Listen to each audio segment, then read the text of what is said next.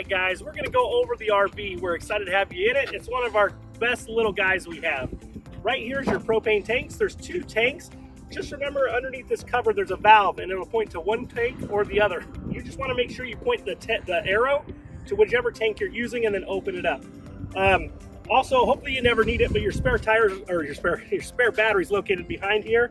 Hopefully you never need to do anything with that, but that's where it is in case you do. As we come around, you have this really nice storage area. This is where you're going to find your sewer hose, your water hose, your electrical cord. All that stuff's going to be in this compartment for you.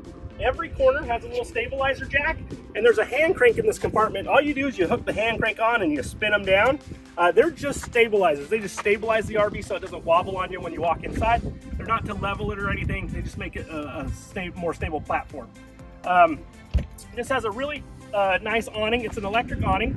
Just make sure if it's windy, raining, or storming or anything, you close that up. These are just made out of aluminum arms and they can bend or break pretty easily. So we recommend only have it out if you're actually sitting underneath it, and then close it up when you go to bed at night, all that kind of stuff. Right here are the steps. To operate the steps, you open the door all the way, 180 degrees, and then you're gonna grab this lever right here, you pull it, and it just drops down. Now, under here are 2 legs. You can adjust these legs to the terrain that you park on. So you don't want one leg crooked or anything, you just adjust them. And you wanna make sure it's completely level right here. And if it's not, say the stairs was up, you couldn't shut the door, it'll catch on it. So make sure that's level. And then when you go to close the door, or close the stairs up, make sure you open this door all the way open, and then you lift this up, and it just swings into place. If it's closed, the door, the stairs will hit the door when you go to close it, and it'll scratch things. So just make sure the door is completely open. And then it just latches right in there. And then also you have a little hand rail right here for when the stairs are out, you can climb up for safety. And then when you travel, we like you to lock the door, and then you take this guy and you'll swing it over just like that, okay? Right here is an electrical outlet. There is an outside shower here.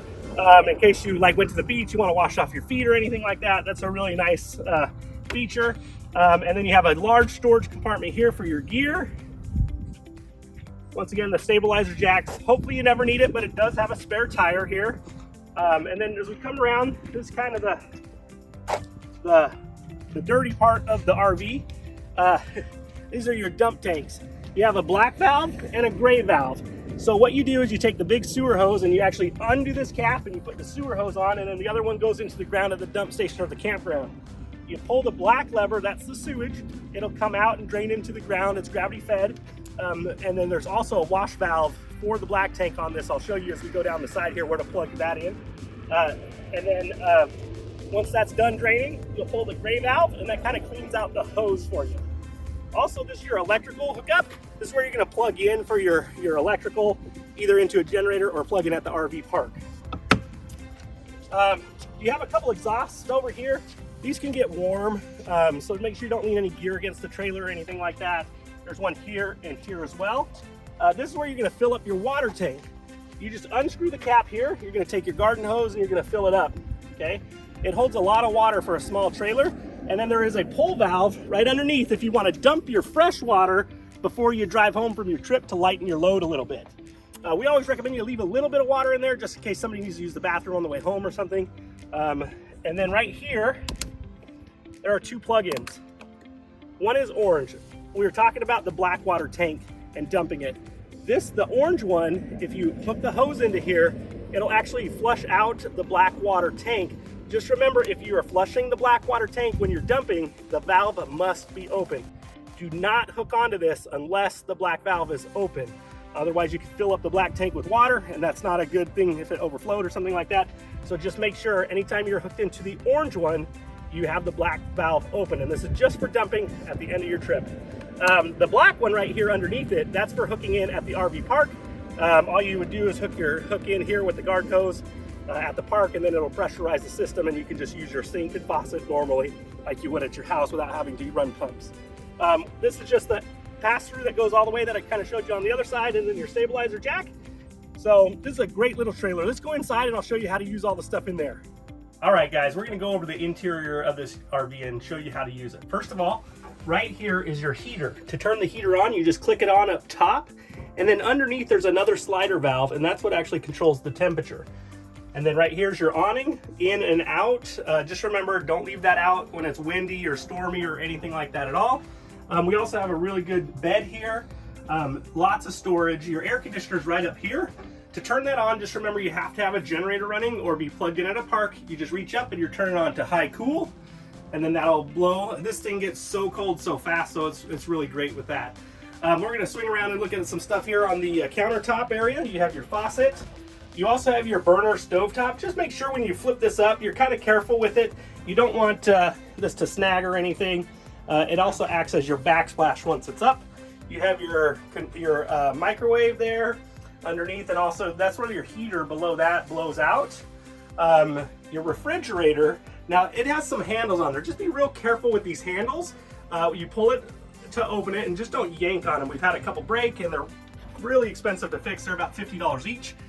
These are your control panels. You have the on-off button, and then you have the gas auto button. If you're dry camping, you're gonna run it on gas. If you're camped at an RV park, you can just leave it on auto and it'll automatically select one or the other. Just remember, they take about 4 to 6 hours to get cold, and they freeze the freezer first, and then they use the cold air from the freezer to cool the fridge. There's some little bit of storage compartments around, but right there is the power box. It's kind of like a breaker box that you would have at your house with breakers and fuses.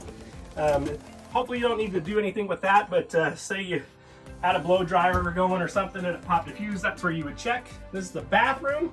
It's a pretty nice sized bathroom for a trailer this size. And then on the wall here, you have all your control panels. First of all, you have the water button for the water pump. That's this one. And then you have your gray tanks, your black tanks, and your freshwater tanks, and the battery button. Those are just guides. They're not 100% accurate, but they kind of show you what levels you're at. Below that, what you're looking at right now is the water heater. There's an electric one, and then there's a gas one. If you're hooked in at the RV park with power, you would use the electric. And if you are at if you're dry camping, you use the gas.